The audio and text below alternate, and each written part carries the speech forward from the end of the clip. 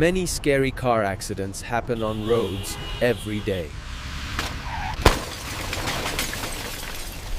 But since airbags were invented and put in cars, the number of casualties in crashes has gone down by 24%. When there's a big crash, an airbag shoots out from the dashboard, side, or steering wheel to stop us from getting hurt. This clever idea was invented by John W. Hetrick in 1952. But let's see how airbags are made today.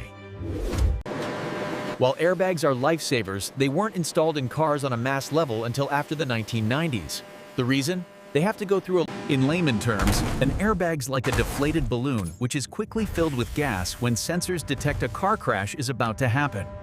But it's not that simple. They have to be made with a pliable yet strong fabric. Normal fabric doesn't work here. So it's all about stitching and coating with a special ingredient, silicone. So airbag fabric is made out of special material, with special yarns made with nylon. Nylon yarns start with mixing special ingredients together to make a thick liquid called polymer. This liquid's pushed through tiny holes to form long strands like spaghetti. These strands are stretched to make them stronger. After that, they're twisted together and wound onto spools. This process makes tough strands of nylon called yarns. Once the yarns are made, it's time to make the fabric. Remember the yarns made with polymer earlier? They're now set up on computerized loom machines. As the loom moves up and down, spaces open up between the threads, allowing even more nylon to join. It's a strong net, catching any air that tries to escape. Even though these looms work at lightning speed, the thickness of the airbag fabric creates a surprising limitation. Believe it or not, they can only produce about 8 meters of material per hour. Hey, that just goes to show the care that goes into making it. The entire weaving process is designed to create a single, seamless piece of fabric. This material needs to be incredibly strong. It's responsible for protecting you in a crash. The fabric's ready for stitching. Before that happens, we want to be absolutely sure it's up to standard.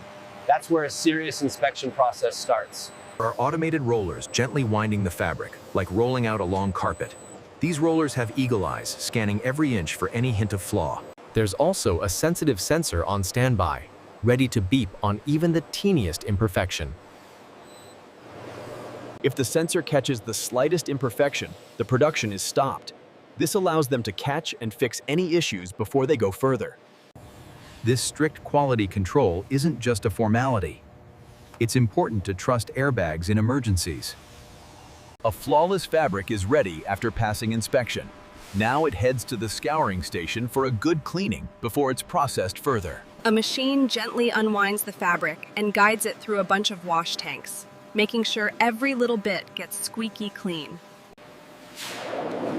Thorough cleaning is essential for adding coatings and seals to the fabric in the next steps. Once the fabric is nice and clean, it's time to give it an extra layer of protection with silicone. This silicone coating is a shield, making the fabric stronger and more resilient. The liquid silicone is even a hose across the surface. This silicone seals the fabric, locking in its strength and durability. But there is a problem. After this step, the fabric comes out feeling wet and sticky. To make sure the silicone sets properly, it has to be completely dry. It's similar to letting paint dry before you touch it. Now it needs to dry completely and set for maximum strength. These ovens maintain a steady temperature of around 190 degrees Celsius. This creates the ideal. The heat not only dries out any leftover moisture from the silicone coating, but it also helps it bond with the nylon fibers underneath. This strong bond between the silicone and nylon creates a tight seal around the airbag. This is crucial because when the airbag inflates during a crash, It experiences a powerful force.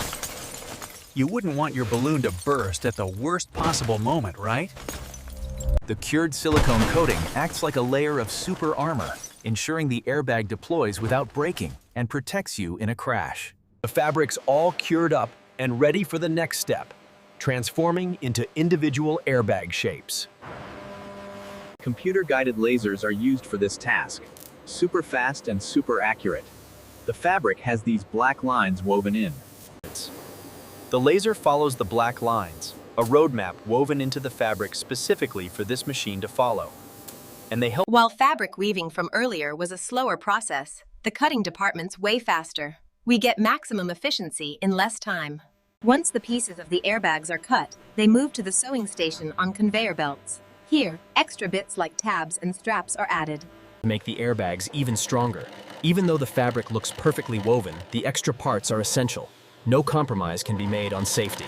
Up until now, most of the process has been controlled by computers. But guess what? Even the stitching gets the high-tech treatment. Special computer-controlled machines handle the sewing, ensuring perfectly crafted seams every single time.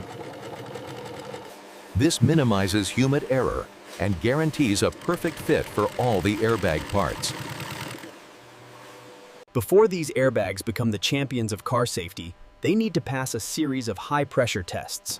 There's no room for error here. These tests are super precise, ensuring the airbag will deploy quickly and reliably in a real-life crash. They basically put the airbag through a crash simulation, checking every step, from the moment the sensor detects a crash to the airbag inflating in a split second. If anything goes wrong during this process, it could put people in danger. That's why these tests are so crucial.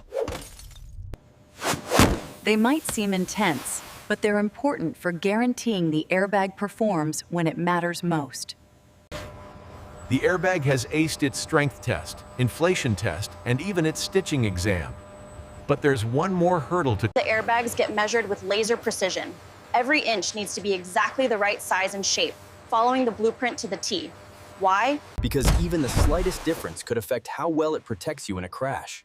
Remember, airbags need to inflate in a split second, even faster than a car slamming on the brakes at 200 miles per hour.